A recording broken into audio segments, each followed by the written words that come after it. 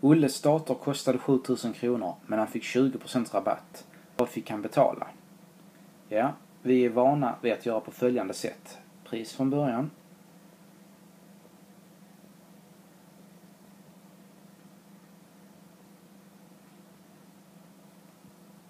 Var ju 7000 kronor.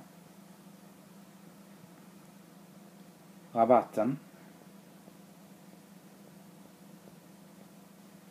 var ju 20% av 7000. Vi gör om det till decimaltal och multiplicerar. Och får det till 1400 kronor. Och nytt pris blir då 7000 minus 1400, vilket är 5600 kronor. Det finns ett sätt som kan vara lite smidigare där man kan räkna ut det nya priset på direkten. Om priset är 100% från början och rabatten är 20%, så är det ju 80% som man ska betala av det ursprungliga priset. Och 80% i decimalform så är det ju 0,8. Och det här 0,8 kallas för förändringsfaktor. Så nytt pris kan man få på direkten om man tar förändringsfaktorn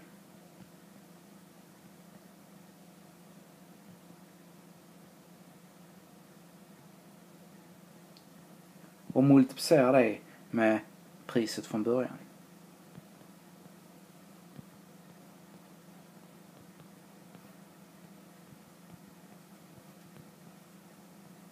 Och i det här fallet så blir det ju då 0,8 gånger 7000, vilket blir 5600 kronor.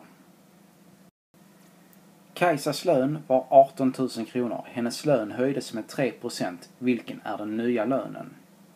Ja, hon har ju 100% från början. Och sen ökar den med ytterligare 3%. Så hennes nya lön är ju 103%. Och i decimalform så flyttar vi kommatecknet 2 steg och får då 1,03. Och det är 1,03 som blir förändringsfaktorn. Och vi kan nu på direkten skriva ny lön genom att ta förändringsfaktorn 1,03 gånger hennes ursprungliga lön som var 18 000 och få att den nya lönen blir 18 540 kronor. Förändringsfaktorn förenklar för oss om det till exempel förekommer flera prissänkningar efter varandra. En mikrofon som från början kostat 1450 kronor sänktes först med 40% och sedan med ytterligare 30%. Vad var priset då?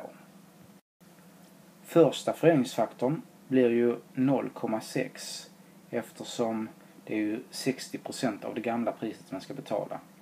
Och då multiplicerar man 0,6 med 1450 och får det till 870 kronor.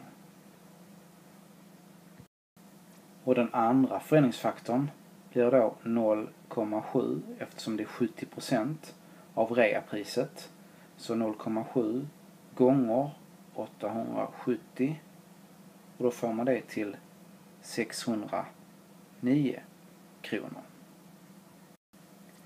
Vi kan enkelt lösa den här uppgiften på direkten genom att bara använda förändringsfaktorer då genom att ta 0,7 gånger 0,6 gånger ursprungspriset som var 1450.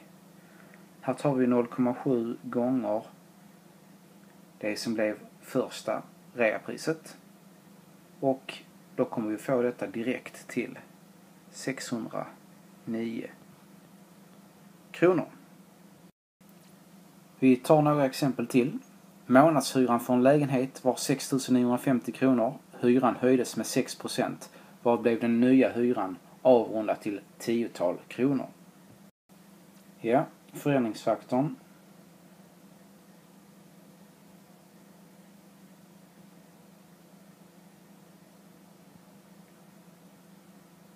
kommer ju bli i det här fallet 1,06 eftersom det är en höjning.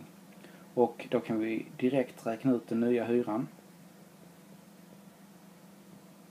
genom att ta förändringsfaktorn 1,06 multiplicerat med den gamla hyran 6 950 och få det till 7 367 som vi då avrundar till 10-tal kronor, 7 370.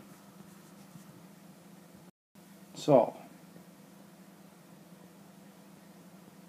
Den nya hyran blir 7 370 kronor. Du sätter in 15 000 kronor på banken, räntesatsen är 3,5%. Hur mycket pengar finns på kontot efter 2 år avrundat till hela kronor? Ja, pengarna ökar på kontot, alltså så kommer förändringsfaktorn bli 1,035. Och på kontot efter 2 år